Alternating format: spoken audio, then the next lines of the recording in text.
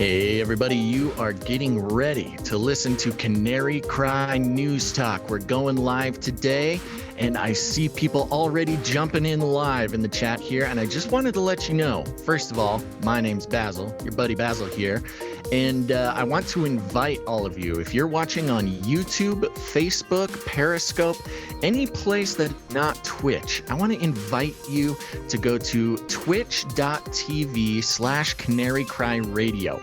It is the best place to be watching the show live, and it really helps Gons and I out, helps out the show. We are trying to hit partner over on Twitch.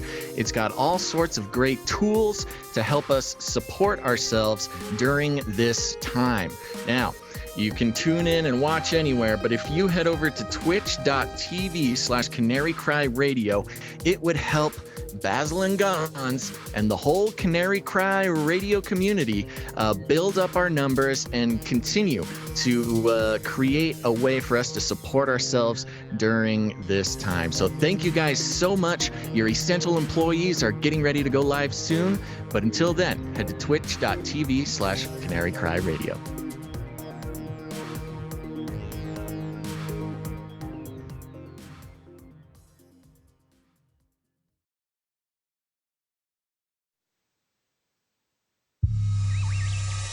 The world is getting crazier. People are acting more and more insane. The end of the world is tomorrow. Tomorrow. There's only one thing to do when the world is falling apart. Listen to Basil and Gons as they discuss this week's news and events through the lens of Bible prophecy. You are listening to Canary Cry News Talk. You're listening to Canary Cry News Talk. Today is April 15th. 2020, former tax day, Gons. And this week we're on episode 188, America 2.0. My name's Basil. And this is Gons. Welcome back to another live streamed episode of Canary Cry News Talk.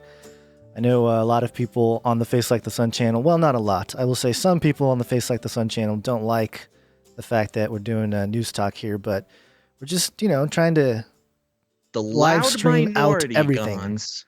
That's right. The loud minority. People are loving it. And you know what? We're bringing the message, bringing the truth.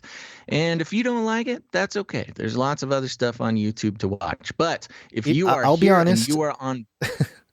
It's your googly eyes, man. It's not really the news part. I think it's people. I know. Well, that's the eyes. thing, man. We hear a lot of people going, oh, if I can't see his eyes, I don't trust him. That's okay. That's kind of what radio is. And the alternative logic is if you can see somebody's eyes, that you would trust them. And I'll let you guys follow that logic for yourself. But that's not what we're about here. We're focusing not on the haters, on the lovers. And Canarians are tuning in all over the place. I want to say a big thank you to everybody tuning in on the Facebook, the Canary Cry Radio Facebook, the FaceLikeTheSun YouTube, the Periscope, hitting Twitch all over the world. And yeah, especially thank you to those tuning in on Twitch.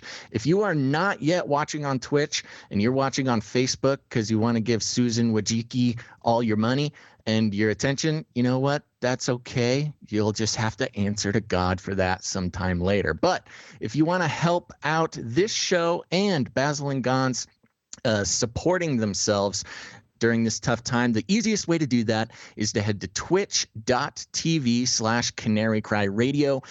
We are trying to get our numbers up there so we can hit partner and unlock all sorts of fun tools. It'll really bump up the experience for everybody.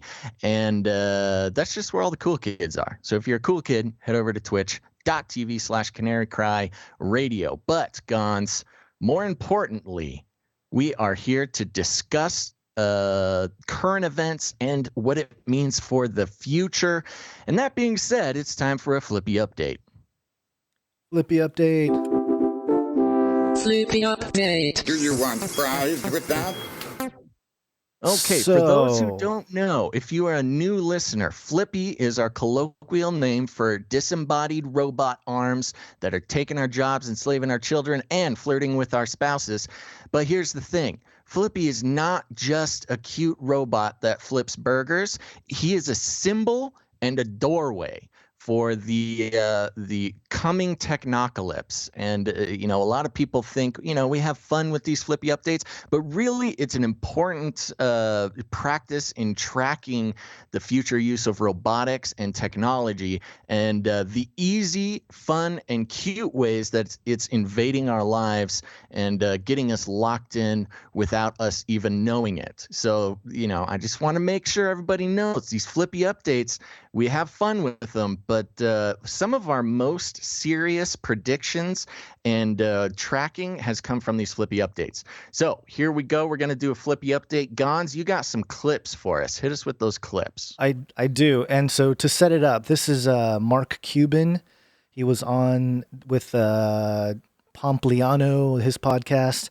And I have a couple clips because it's relevant to the Flippy update. Again, like you mentioned, we kind of have fun with it. We have the fun jingle and that kind of stuff. But it is kind of a serious topic in terms of how it applies to especially where we are now with the economy.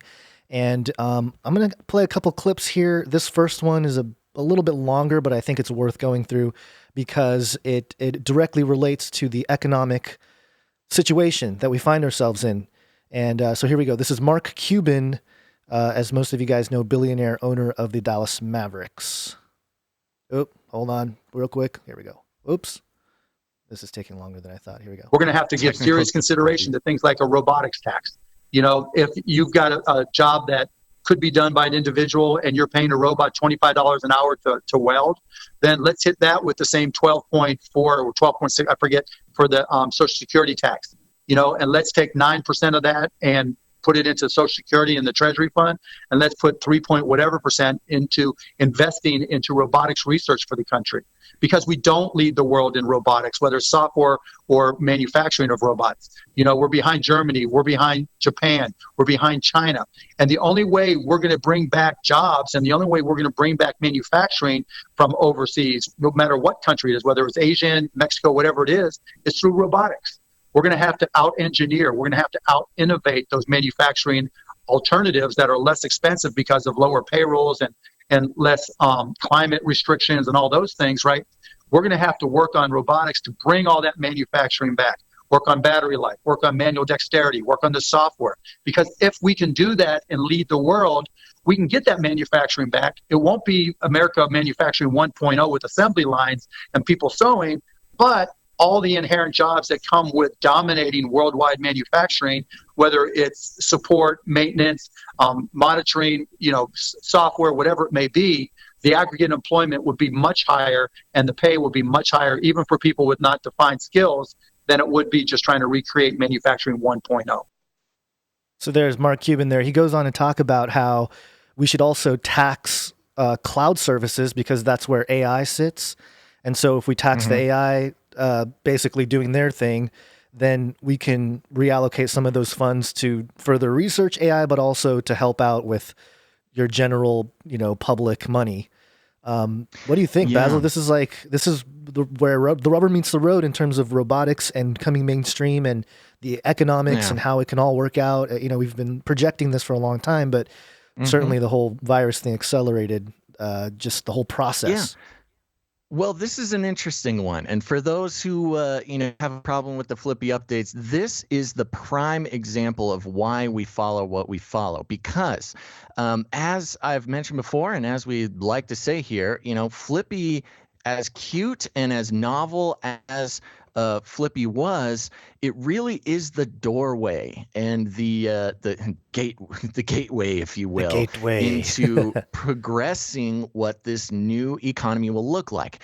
And what he's saying here is kind of an interesting Hegelian dialectic, because if we say robots are the problem. Robots taking jobs are going to put people out of work. Automation, right. When it happened in the manufacturing industry, in cars, and a lot of these sort of American-centric manufacturing, when the robots came in, it made a huge impact on, those workers. I mean, regular people trying to make a living, and it put people out of a well, so there's the problem. And the Hegelian response to that is no, no, no. Look, it's okay. We don't need to be afraid of these robots taking our jobs. In fact, we need to make more robots taking our jobs. We need to make all the robots we can. And we need to become number one in manufacturing and taking care of robots. So the problem being, being presented is these robots are going to take our jobs. And the dialectic coming in is, well, that's okay. We need to be the best and make the most robots, because that's how we're going to bring manufacturing back to the United States. We're just going to be a country filled with people who make robots, which in turn, make our lives whatever easier would be the idea, something like that. So, this doesn't surprise me, but of course, Mark Cuban, one of the most famous, billionaires, owns sports teams, on Shark Tank. He really is kind of like our president. He's a reality TV guy, and especially interesting because Shark Tank, the show, if anybody's aware, it's a show where you come on and show your product or your invention, and you get billionaires to invest and help you out. I mean, he's basically saying here, hey, come on Shark Tank, show me all your robots. Let's get this done. And America 2.0, the economy especially, we again going into the Hegelian dialectic, the problem being not just coronavirus, but the impact it's having on the economy. And the answer to our economic woes is more robots. We need more robots. We need to tax those robots, and then we need to get everybody in America devoted to building more robots. It's really it's a straight line, into the sort of technocratic future that we like to focus on, or track. We do focus on it, but we do it for tracking purposes. And, along with robotics and manufacturing, which ties into a lot of virtual reality and augmented reality, things like that. This is a big step. If you're out there wondering why we're watching Mark Cuban and talking about a dumb robot named Flippy, this has way more implications on our future if you take a second to analyze it and dissect it. Yeah, we're having some really bad connection issues and buffering issues. Oh, no, like. Not again. Yeah, like my OBS is flashing yellow and red, so it's probably.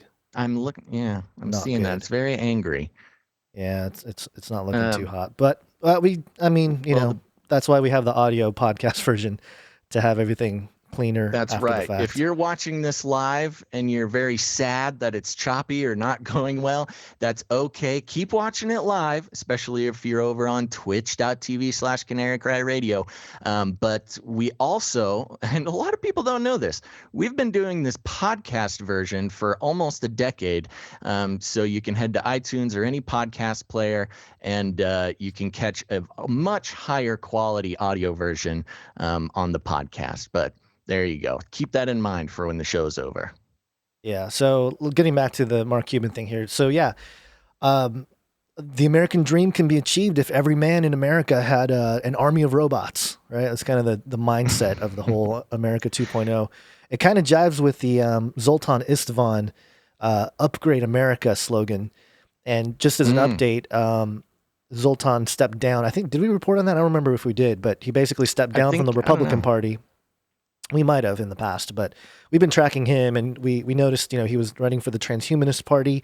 Then he left that and decided to run as a Republican, and now he stepped away. Now he's running as a Libertarian. So he's a chameleon too, transhuman chameleon, politically. A lot of very interesting libertarians, running for president or switching over to, we got Vermin Supreme. We got Zoltan Istvan. It's starting to happen, and Mark Cuban here too as well. He claims to be a libertarian in this interview. So there's one more clip that I wanted to play because the vision Mark Cuban has of the future because of the virus is pretty interesting. If you thought we were going to be in our phones, I mean, if you thought we're already, too much in our phones, check this out. But what I do think the government needs to do is very clearly set standards on cleanliness and presentation, right? And information, so that if you're going to the park and there's a park bench and you want to bring your grandma there, you want to see a seal of approval that says this was the last time this bench was sanitized, right? And it may be an app where you just pointed at it. It may be AR where it shows to whatever it may be. They're going to have to be things that the government sets as standards that are confidence builders for us. So if you want to bring grandma, if you want to bring grandma to the park, Basil, before she sits down, wait, hold on, hold on, got to get the bust out the phone out. Your AR, your VR. And again, this ties in with stuff we've been tracking for so long. Hit me with that VR jingle, Guns. Virtual reality.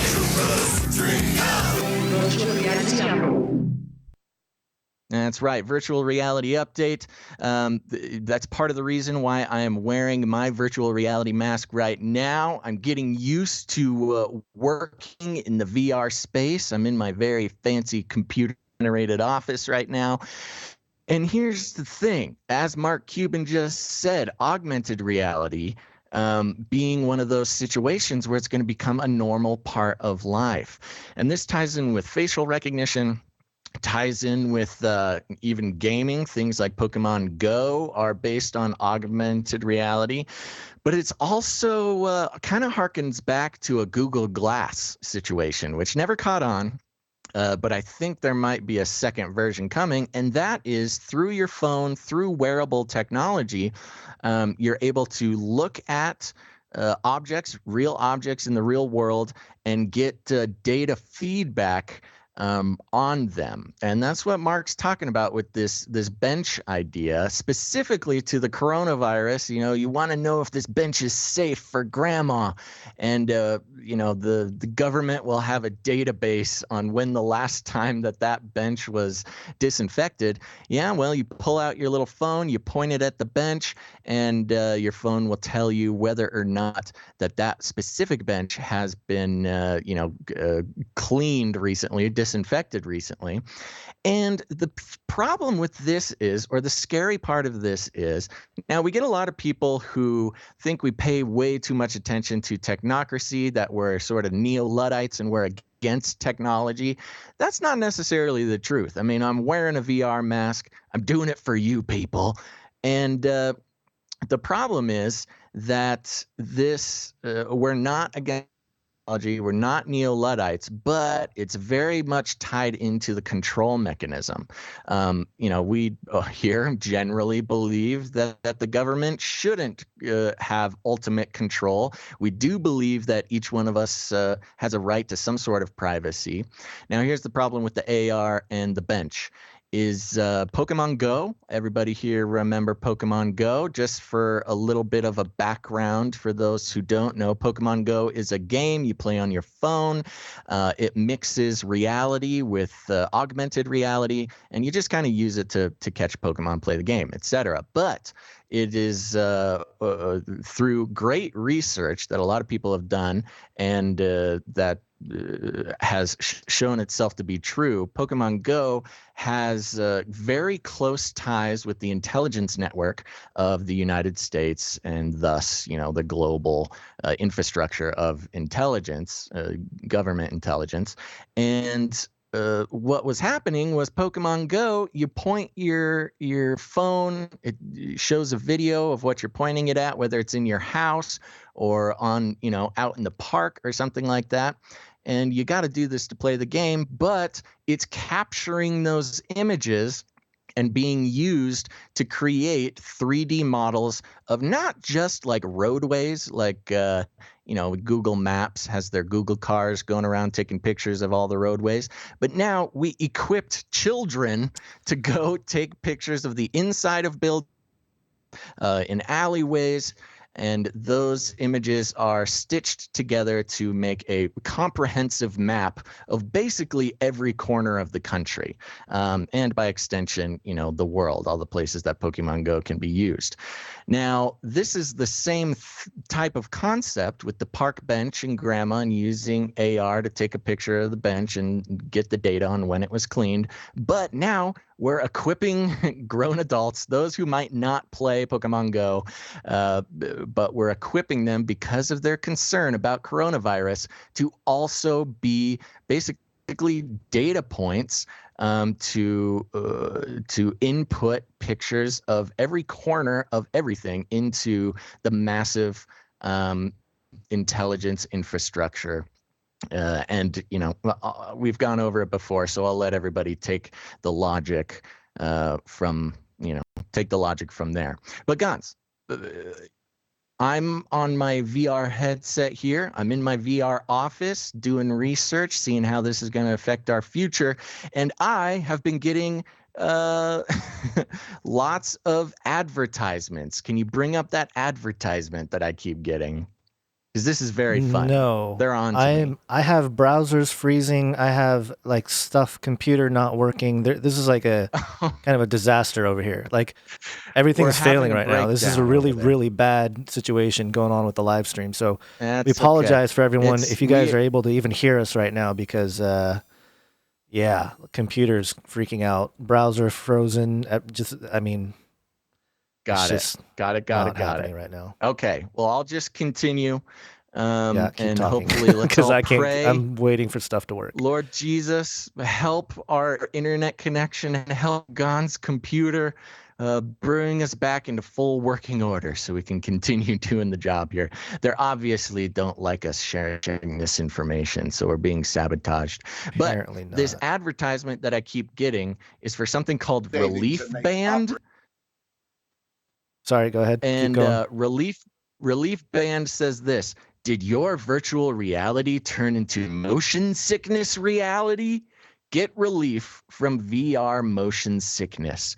And it's this little Apple Watch thing, kind of looks like a Fitbit, and supposedly it's supposed to take away my nausea from using virtual reality. Now, luckily, I do not suffer from the motion sickness some people describe while using VR. I do get the headaches once in a while, but this is another example. It's not good for your brain, of man. A sort of Hegelian. It's another Hegelian situation where we give you VR. The problem is it makes you sick, gives you motion sickness. And the solution is we give you this little Fitbit that supposedly, I don't know how it's supposed to work, but it's supposed to take away your nausea. But as we know with Fitbit and Apple Watch and all these other things, they are used quite a bit to track your health, track your motion, track your heart rate, track your location. There was that story a while back about soldiers in the U.S. military who were wearing Fitbits, and Fitbit was recording movement from soldiers, which is a huge problem when it comes to national security. So, here's the thing. Get your virtual reality on. You're going to get sick, but don't worry. We made you this little Fitbit to wear, and this will take away it'll take away your motion sickness, but it'll also take away a little bit more of your freedom. So are you sure this isn't just I was going to say, are you sure this isn't just one of those placebo effects, where you wear those little bracelets and that's the whole point. It may be a placebo effect. I don't know how wearing a little tracking device will take away your motion sickness. But it is a little tracking device. It's whether or not it takes away your motion sickness, it will make sure that we can keep tabs on you. And that's the problem. So there you go. That's all I got. Okay.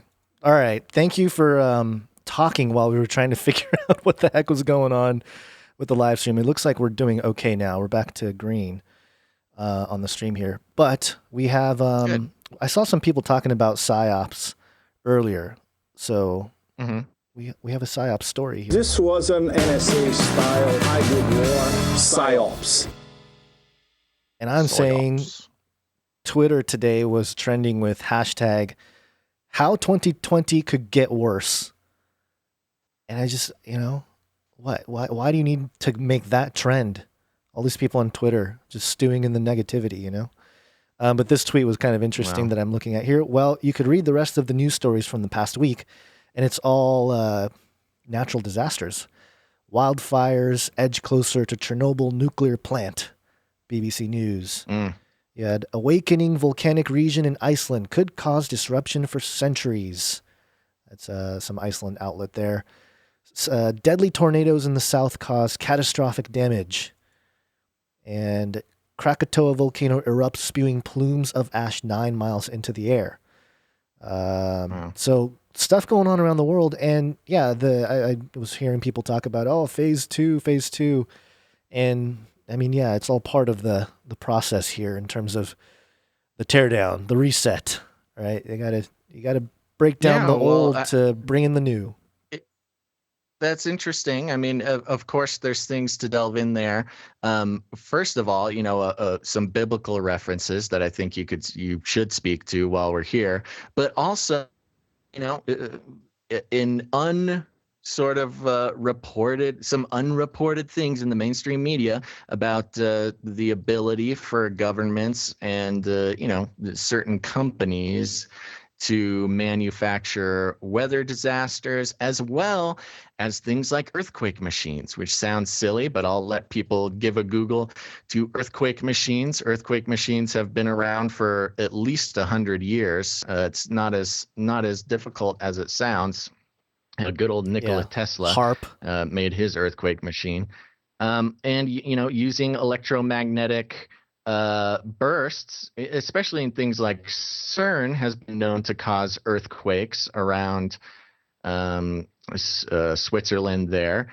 And, you can also affect volcanic systems because, lava and volcanic systems are closely tied in with molten metal, which can be manipulated with high-powered magnets and other EMF things. Yeah. I was just mentioning HARP and just all the stuff that they've HARP that they allegedly shut down, right? But shut down with air quotes. CERN definitely. I remember back in 2016, maybe 2015, we were tracking CERN a lot on the Face Like the Sun channel, and because they were firing up the collider, and there was a big earthquake in Nepal that was pretty devastating, and there was a lot going on at that time as well, with airplanes going missing, and it was a strange time that I think if anyone goes back in hindsight and sort of traces a little bit of what's transpired since then, you can connect some dots and really get a fuller picture of what's happening now and why. But yeah, in terms of the biblical stuff, Jesus talking in Matthew 24 about there will be earthquakes in diverse places and wars and rumors of wars, which is pretty consistent here. But also Romans 8 talks about how the earth is groaning, the creation is groaning for the revealing of the sons of God. So, creation itself is the sin virus, as I kind of mentioned in Age of Deceit 3, is sort of an analogy of the infection of creation because of sin. So, just a reminder that we're in a spiritual war here, that we talk about all these issues and physical things, but that's been the message since day one. So I've really even been with the googly enjoying eyes.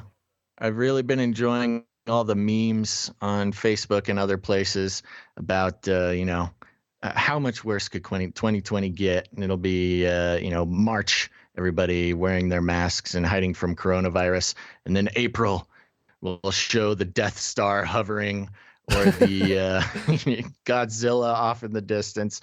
Really, we could expect anything at this point. Now, before we go into our next story, I wanted to again thank everybody for watching live, no matter where you are: YouTube, Facebook, Periscope, and especially Twitch.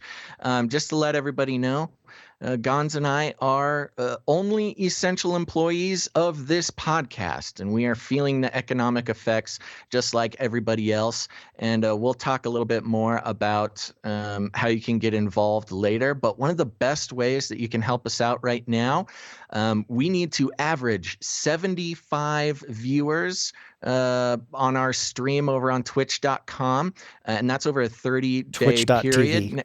Now that sounds easy, but we've got hundreds and hundreds of people watching live, but only 71 watching over on twitch.tv/Canary Cry Radio. So even if you guys want to watch, you'd rather watch on YouTube or Facebook or something, please just type in twitch.tv/Canary Cry Radio and just have that running also. We need to get our numbers up over on Twitch. We're at 71. We need to average 75, which means, we need to get significantly more. So even if 10% of you head over and open up Twitch, that would help us out a lot. And we're trying to hit partner over there. It'll open up a lot of fun possibilities for our live streaming. So please just help us out. Some people like it, some people don't. We got Jorbus jumped into the Twitch. Thank you very much, Jorbus. And a bunch more people jumping over too. So thank you very much. We're going to twitch.tv/Canary Cry Radio. Okay, what's next, Gons? So first off, someone's asking in the chat why you're embracing the transhumanism. Yeah. With the VR goggles. Troll alert. As I've said many times before, it's our job to track these things. People are trying... Mm-hmm. What people don't realize is that Basil actually is just doing all these episodes blindfolded, basically. There's nothing actually showing in his eyes. There's no proof that you're actually looking at VR. I'm just looking at a black screen. Yeah. Black so that people should be impressed by that. But yeah, anyway. Yes, we're dealing with this virus, and we have all these social rules about distancing ourselves. I got yelled at, by the way, Basil. I got yelled at yesterday. Ooh, you finally got turned in. I did, yeah. But it was just in my neighborhood. I was just walking with my daughter, and a lady came out on the balcony and started shaking her fist and yelling, saying, "It's dangerous out there," and no. And it was I didn't say anything, but it was kind of sad actually. It looked like she hadn't been outside in a while. So. Yeah, I think it's really starting to affect people. Yeah, it's really starting to make people turn into nasty sort of snitches, man. And that's part of the control mechanism. One of the best ways to control a population is to get them to control each other. Much easier to get individuals to control their neighbors than it is to get the government to come in and control you. So it's part of the whole system. It's very sad if you're out there and you're yelling at people who are just trying to play catch with their daughter in the park and they're being responsible. The guy who got arrested for paddleboarding alone in the ocean because of not social distancing. That's one of the first ways that you control a population is you get them to control each other. So if I can get one person to change their mind about yelling at their neighbors about walking their dog, this whole thing is worth it. Yes. And so when is it going to end? When is it going to end, Basil? Apparently we have to keep distancing ourselves because it will kill. It will kill. Here, let me read this one. This is theguardian.com. Coronavirus distancing may need to continue until 2022. Oh my gosh. No. Physical distancing measures may need to be in place intermittently until 2022. Scientists have warned in an analysis that suggests there could be resurgences of COVID-19 for years to come. Okay, my cat is yelling at me. Okay. So your cat is real. This is the first time we're actually seeing the cat visually. Yes. This cat. Oh yeah. Okay. It's okay, kitty. Settle down. She doesn't like the idea that we have to social distance for 2 more years. She She's wants me really out of the upset about it. house. She's tired of me being in her way. The paper published in the journal Science concludes that a one-time lockdown will not be sufficient to bring the pandemic under control, and that secondary peaks could be larger than the current one without continued restrictions. One scenario predicted a resurgence could occur as far in the future as 2025 in the absence of a vaccine or effective treatment. Man, that would be nice if they didn't come out with a vaccine until 2025, buy us a couple more years. Yeah. Mark Lipsitch, a professor of epidemiology at Harvard and co-author of the study, said, quote, infections spread when there are two things, infected people and susceptible people. Unless there is some enormously larger amount of herd immunity than we are aware of, the majority of the population is still susceptible. Predicting the end of the pandemic in the summer of 2020 is not consistent with what we know about the spread of infections. In its daily briefings, the UK government has not outlined plans beyond the current restrictions, but the latest paper adds to a building scientific consensus that physical distancing may be required for considerably longer in order to keep case numbers within hospitals' critical care capacity. Papers released by the government's Scientific Advisory Group for Emergencies in March suggested that the UK would need to alternate between periods of more and less strict physical distancing measures for a year to have a plausible chance of keeping the number of critical care cases within capacity. The prospect of intermittent distancing raises difficult questions about what guidance will be given to high-risk groups, including over 70s and those with compromised immune systems. It may be possible to relax distancing measures periodically while maintaining cases within a volume that health services can cope with. But the grave health risks of infection to some people will remain the same until a vaccine or highly effective treatment are available.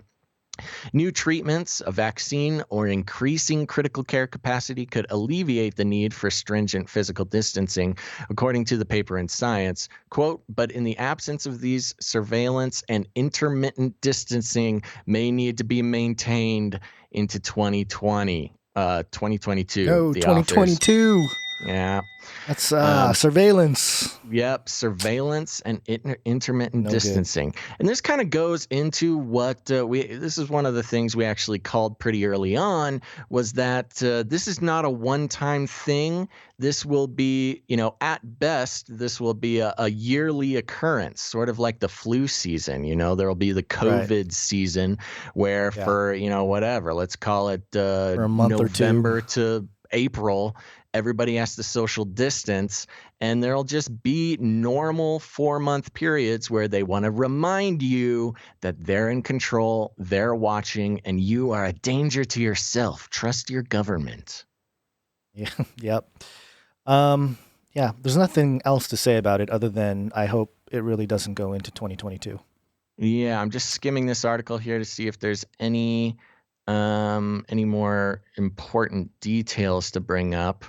But I think that's the basic read that we're getting right now.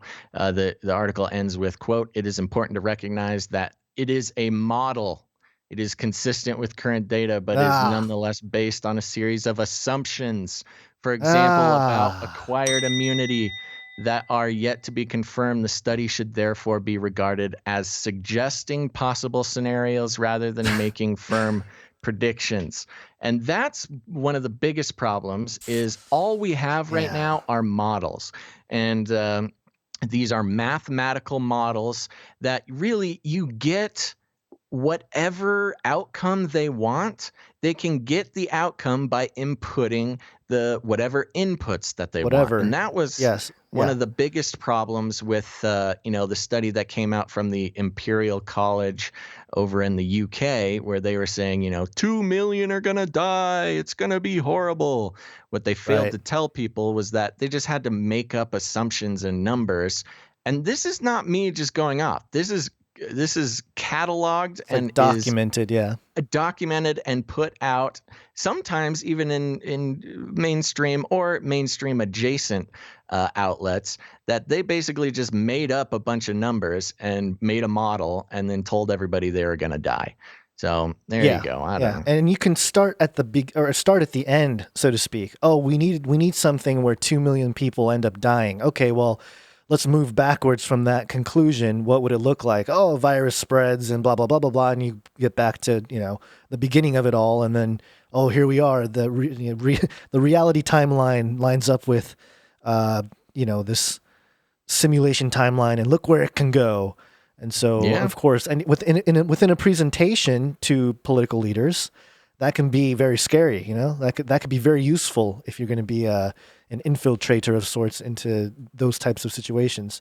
But Basil, my favorite, non-favorite subject, the blockchain. Yay! Yeah, let's talk about a little bit of blockchain. Enough with this COVID nonsense. Yeah. We gotta stop talking about that. Let's talk about this. This is cryptobriefing.com. Central banks recommended to ban stablecoins. Central banks push for heavy-duty regulation of centralized, privately issued global stablecoins and consider prohibiting decentralized ones. Fiat-pegged cryptocurrencies are coming under scrutiny based on recommendations from the Financial Stability Board, who I remember voting for the Financial Stability Board to control our money. Basil, do you remember that? I don't. That? You voted for them? Oh, was it a dream? Maybe did they implant dreams in my brain? No, I don't remember doing that. Funny boy, you're being a funny boy. No, we don't vote for these people, but they just so if anybody doesn't know, a stable coin in the cryptocurrency world is basically a 1-to-1 to either the U.S. dollar. There's stable coins for other fiat currencies from other nations, but basically the idea is instead of it's kind of challenging to go from your fiat to cryptocurrencies like Bitcoin or Litecoin or whatever. So there's kind of an on-ramp in between, which is the stable coin. So, and people use it for trading and stuff like that. Yeah. The basic concept is a cryptocurrency whose value does not fluctuate. Right. It stays at the dollar. Yeah. So let me go through this just real briefly here. And I actually looked at the document that they referenced, but it was kind of long and it's verbagey. Yeah, and for those who wonder why we're talking about cryptocurrency and you're anti-Bitcoin or something, we'll analysis is coming and we'll connect it. It's all connected, people. Yes. Today, the Financial Stability Board released a document addressing the regulatory, supervisory, and oversight challenges raised by global stablecoins. The document, although only consultative in nature, reveals disturbing plans for a globally coordinated move against stablecoins of all varieties.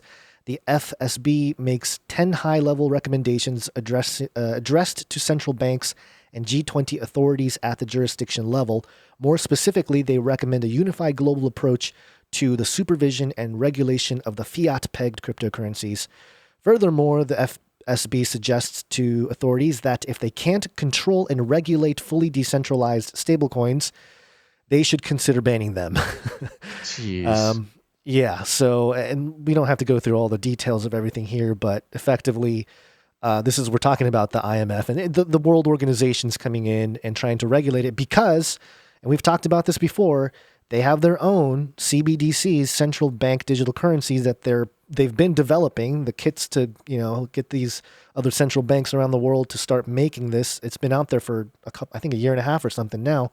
Mm-hmm. So they've been working on it. And of course, if you're going to have an in-between from your normal traditional fiat world to a crypto world, it has to be government issued or central bank issued, right? We can't have this just wild west. Whoever comes up with a stable coin can, handle all this money, these dollars, right, or whatever denomination, whatever currency. But it's interesting because, again, this is all about control. It's about power. The idea of decentralization is to distribute the power so a central authority can't control it.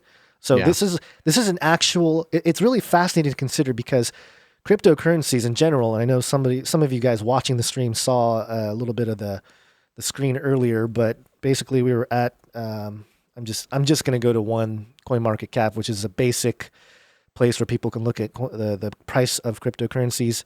And the entire market cap is still under, I don't see the scrolling thing here, under $200 billion. So that's the entirety of the whole market. But the world economy, what is it? Trillions, billions, quintillions, or whatever dollars in derivatives. The regular legacy market is huge.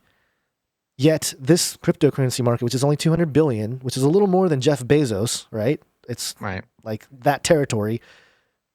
They're threatened by these stable coins to the point that's where exactly right. I mean, for those who know, there's Bitcoin, which is wildly volatile in its value. And as a response to that, of course, the establishment doesn't like Bitcoin, a currency that they cannot control. In a response to that, I mean, it's really the cryptocurrency market trying to show that they can be responsible by creating these stable coins, which do not fluctuate in value. They're simply just a stable store of value. It's not there to threaten anybody's wealth or to really create wealth or do anything like that. They're just there to be a responsible use of cryptocurrency. And, those who are into the decentralized nature of authority, they don't want to, they're not stoked on a central government. They think, that the world can be much better without submitting to an authority. They came out with these stable coins saying like, that's okay. We can be cool. We're cool. Look, the problem with that is that the central banks want they are threatened. They want their own stable coin. The USD digital dollar, is essentially just a stable coin, something that's existed forever. Not forever, but it's not necessarily new. And the problem is that these central banks, they want to make their own stable coin. They want to be able to control the economy, even the, crazy sort of side economy of cryptocurrency. As we know here, just to remind people that a United States digital dollar was included in the coronavirus relief bill, at least a couple of the first drafts. I don't think it made it all the way through, but it shows that they are thinking about it. They are working on it. And the problem is nobody wants their dumb, centrally controlled United States digital dollar if there are already stable coins that are connected to the digital dollar. Connected to the USD. So, right. This is just another step in trying to control everything about the economy. And, of course, we can't let the citizens of the world, the various nations, take currency into their own hands and decide what has value for themselves. They need to be told what has value, and anything that threatens that needs to be destroyed. And that's just what we're seeing. It's really kind of I don't know. I don't want to be overhype it. I don't want to be too vulgar or anything, but it really shows a lot of impotence on the side of the central banks and those. What was this committee called? The FSB, the Financial Stability Board. Financial Stability Board. Yeah, cool. I mean, I don't know who they are, but they're like, these are the rules now. You guys should ban it. I don't know. Yeah. It's look, there's problems within. There's a lot of corruption in cryptocurrencies within the world of crypto. But again, it's such a small market. Unless there's a real fundamental threat to these existing central banks, they wouldn't be doing this. They wouldn't be saying ban it. And the thing is, some people have said, well, they can ban crypto with different ways or like ban Bitcoin specifically. And the thing that's really trippy about Bitcoin and cryptocurrencies in general, but specifically with Bitcoin, you can memorize your private key and there's nothing for the government to confiscate other than you. They can confiscate you because you have the private key memorized in your brain, but otherwise you don't have anything physical necessarily tangible that they can confiscate. So they're kind of stuck between a rock and a hard place with that. That's why they're going after the stable coins. That's an on-ramp they can control and they can monitor and they can get a cut off of. So, yep, this is the same battle, the centralization versus decentralization that's been going on for a long time. Yeah. And it has to do with the whole shifting the economy and America 2.0, the whole topic of this discussion today. And money's going to be a big part of it. And I do, before you go on here, Basil, I do have a clip from, just briefly, from Ray Dalio, who's this billionaire. We got billionaire clips today for some reason. Ooh, billionaires. Because they're just out there talking a lot right now. This is Ray Dalio. That's pretty much all they do nowadays. That's yeah.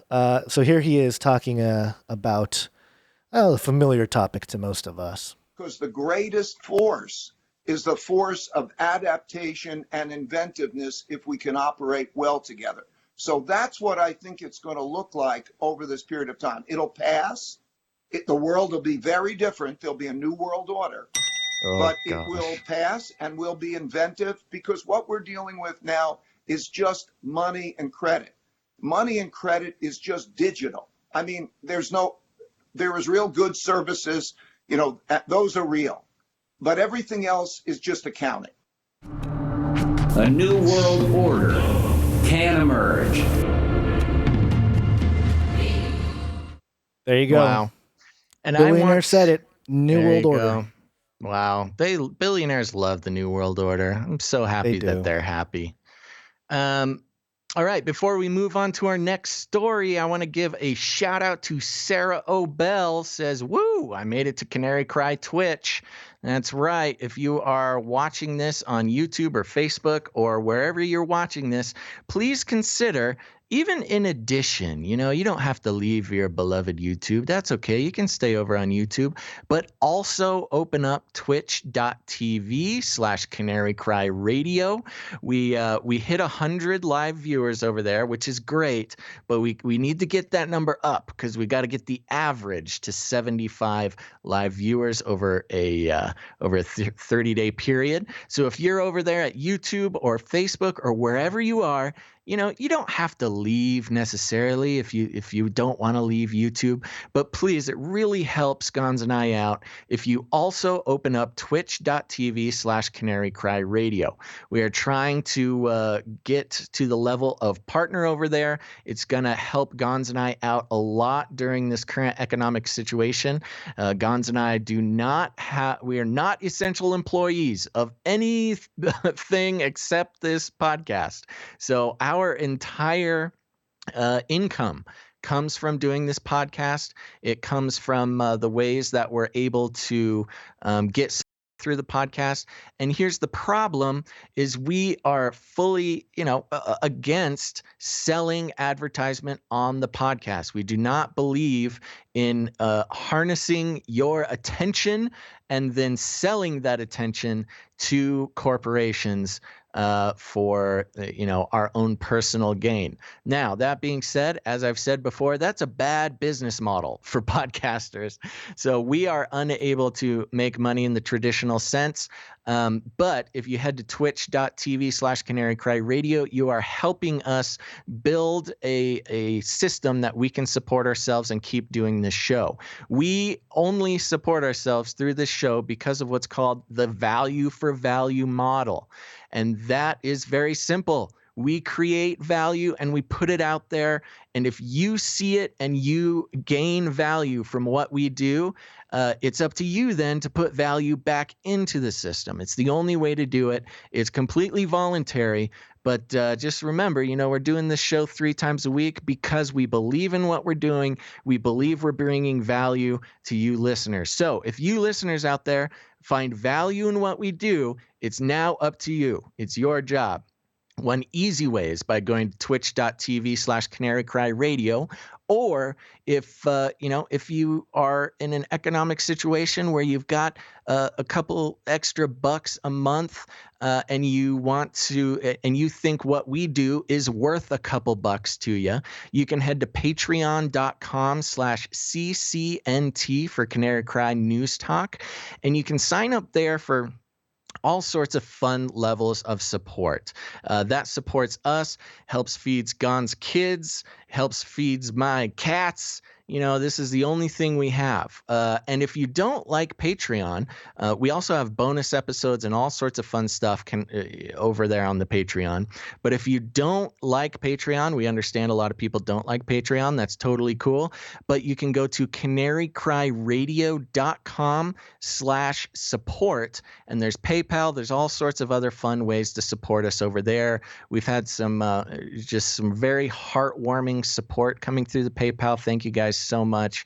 Gonza's kids get to eat for another day because of your help. And while we're just coming off the topic of cryptocurrency, Gonz has a fun announcement for everybody. I do? Oh, I thought you said you were announcing something. Oh, I was going to skip a story, but I mean, I can announce that, I guess I'll tell everybody. It doesn't matter. Some people already know. Child number 3. Oh baby my number gosh. 2, Basil. This is a new announcement. It's coming. It's happening. I will be adding to the coronavirus baby boom. The COVID the COVIDennials. Coronannials. Yes. COVID baby, whatever. Yeah. You're gonna have 3 extra mouths to feed, Gonz. Well, 2, and then 1 should be doing it on her own soon here. So, well, that's very praying. Exciting, Gonz. That's very so thank fun. you guys for your support. Yeah, everybody. I think it's it very does fun for make a everybody difference. else. So there you go. We've got another Canary Cry baby coming on the way, folks. If you want to say congratulations to Gonz, go to canarycryradio.com. I see it in the chat. Thank you, everybody. That's very so cool. nice. That's really awesome. We'll find out if it's a boy or a girl in the next few days here. So I'll let everybody know if I'm going to be outnumbered 4-1, or if I'm going to have a partner in crime. So we'll find out. Ninja boy. Yes, and just to start wrapping it up here, before we go to our Nephilim update, because we have one, and because we talked about cryptocurrencies here, I did put together a page. This is for if you're more technical, if you're kind of tech savvy. If you go to canarycryradio.com/crypto, we have a little tutorial / kind of a description, just an outline of sort of our views on decentralization and cryptocurrencies in general. And we actually set up a website on the decentralized web, Basil. It's pretty cool. It's canarycry.crypto. Let me see if I have it here. Let me double check before I start hitting tabs. Yeah. There you go. Well, just while you do that, there it is. If you want to learn more about what cryptocurrency is, and not just cryptocurrency, but decentralization. Right now, as the internet works, it's very centralized. It's all run off of servers owned by companies. And part of the reason why, our connection may be bad, or our internet is throttled, or, censorship is a big part of it. All those things can happen because of centralized control over our internet. And when we talk about decentralized internet, it is pretty technical, but I'll just say it is censorship resistant and much more resistant to all sorts of controls that are doing things like keeping the truth hidden, censoring certain individuals and information, things like that. So we're very excited to be kind of on the front line of this decentralized internet. And what's the link if they want to just go learn about our thoughts about decentralization and things like that? So canarycryradio.com/crypto is where you can get the lowdown of everything that we were talking about here. But you can't type in canarycry.crypto into your browser and visit this decentralized website. There's a little bit of a learning curve there because it's not really user-friendly yet. There's a browser called the Unstoppable Domains browser. If you download that, I go through the whole tutorial there on the canarycryradio.com/crypto. So you can, the cool thing though, the interesting thing here, Basil, is not just the fact that we have this address, canarycry.crypto, as a website on the decentralized web, But that's actually a way we can accept cryptocurrencies as gifts or donations.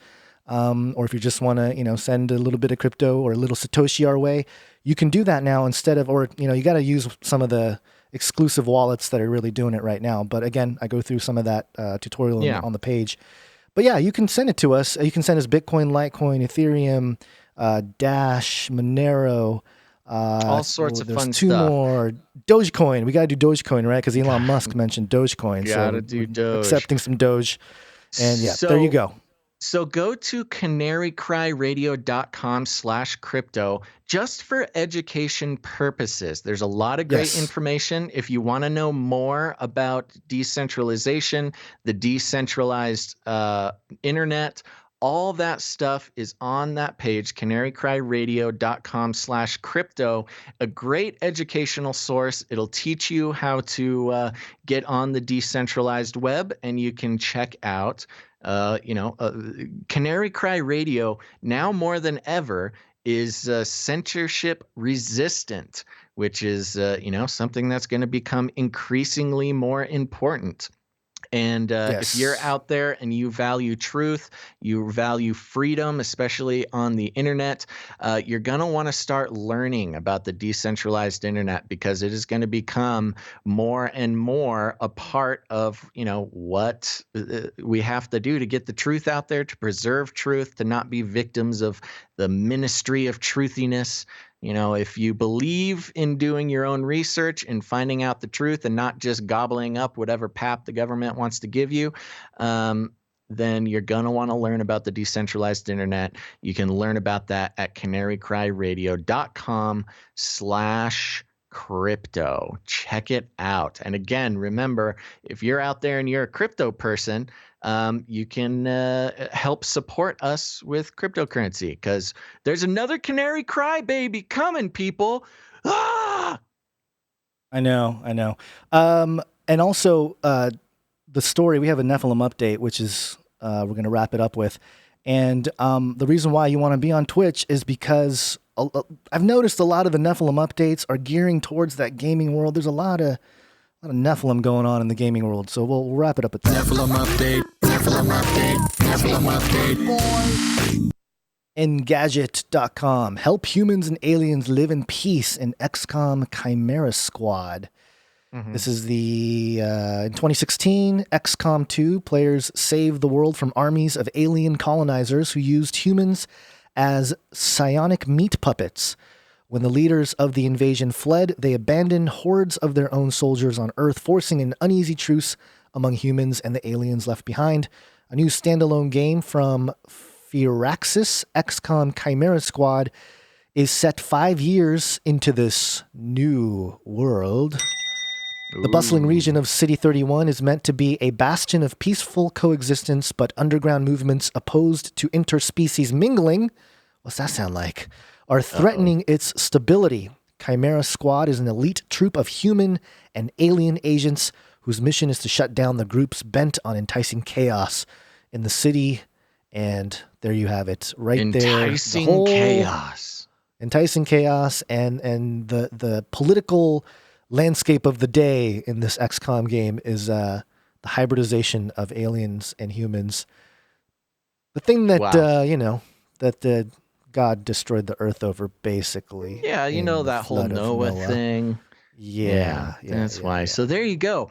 Now, that's a great jumping off point, and I know you got to go pick up the baby, so we're going to wrap up the show here. But I want to thank some people who made the switch to Twitch. We got LJ's Mom 70, Babu Mega Hammer, thank you, YXLII, welcome, Xdershin, Chris coming to fruition today. You can head to patreon.com/CCNT. That's for Canary Cry News Talk. It's patreon.com/CCNT.